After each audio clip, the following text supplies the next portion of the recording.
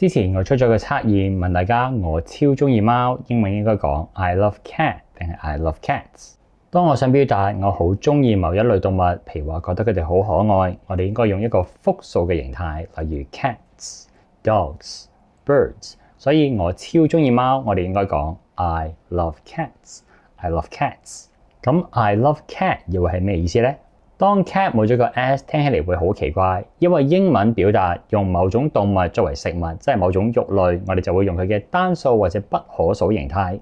所以 cat 就可能被誤解成一種肉類，咁句子嘅意思咧就會變成我好中意食貓肉，所以請勿用錯。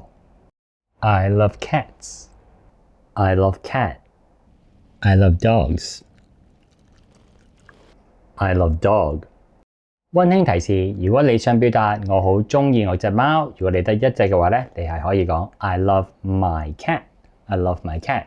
咁如果你多過一隻貓，你可以話 I love my cats。I love my cats。問下大家，如果你想表達我好中意食雞，你應該話 A I love chicken。B I love chickens。想揾私人英文補習老師或者有興趣參考嘅補習老師團隊，都歡迎私信我。